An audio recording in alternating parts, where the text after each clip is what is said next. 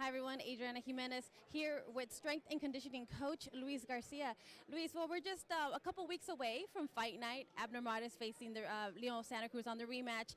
Now that the fight is so close, what's the mentality? What's the game plan right now as far as keeping his shape in tip top?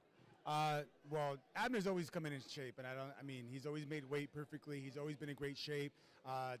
Thanks to Abner's dedication, and we've been able to work together for the last 10 years to make sure that he's always coming in tip-top shape. I think, for this fight, I kind of want to say it's much of the same, but it's not, because no two camps have ever been alike. But I think at this point, we know what we have to do to taper off in camp and make sure that we peak out at the right moments. So right now, it's just about that. It's just about a lot of communication between Robert, myself, Abner, making sure that he's getting the right amount of sparring, make sure he's exactly on weight, making sure that he's peaking out, maybe pulling back on some things and adding some other things. But the biggest thing right now is focus, and listen to your team. I mean, you guys have been together for a few years now. What's the secret to you guys' success together? I think him and I we established a great friendship, and sometimes that can work against you, but I believe it's something that's worked for us because we're able to be very honest with each other.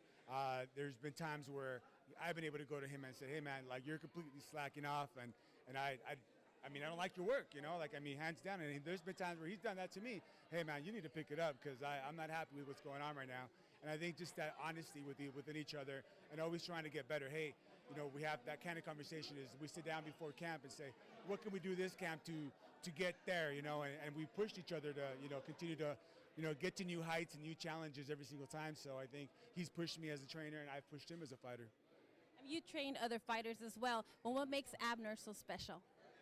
I guess you could say the friendship, but I think, with Ab, yeah, you could say one the friendship, but the other part is just that. The fact that we, with other fighters, it's been more of just a business transaction. Hey, man, you're here. You know what you're here to do. This is what I'm used to. What can you bring to the table, and let's get it done, and that's it. You go home, I go home after the fight. But with Abner, it's been more of a, hey man, let's do this, or hey, I got this crazy idea. What do you think? And then you would say, hey man, you're a conditioning coach, but I've been in this boxing, the professional boxing, for 18 years, and Abner really respects my opinion whenever it comes down to even what he does inside the ring, not just so much outside the ring with his diet and all the other work. So with Abner, it's a little bit, it's even further where I can actually go in there and give him advice, and I know he's listening, and I know he comes back and says, hey, did you see that I did this, I did that, and I'm getting better in this way and that way, and how can we tailor our conditioning program to get me better in these ways that I need to be inside the ring. So I think, it's just a different work, just different work. Always look for ways of getting better. And it doesn't have to be a whole lot better. It just has to be like every single day that you come in here, hey, what's one thing more that I could do to make me better today? And then the next day, keep doing the same thing. And once you start, feeding yourself with that information, that knowledge, you start to realize, hey, man, these are the aspects, you start to break them down into certain groups. We have groups where, even with Abner, it's very simple. We have, rounds of sparring. We have rounds of teaching. With Robert, we have our long runs. We have our red zone training, which is some of our strength training and interval training. And then we break it down to diet, and we have recovery, and then we have sleep. And then all these aspects, they go into different boxes, and you start to feed every single box with knowledge, and you start to feed every aspect of it. And how can you tweak that aspect every single time to continue to get better? And I think once you start feeding yourself, but it starts with one step at a time. I know that's probably a lot to digest all at once, but that's why I say just start with one step and the next step. And as you continue your journey, you may not know how you're going to get there. To be, you're a kid and you say, I want to be a world champion.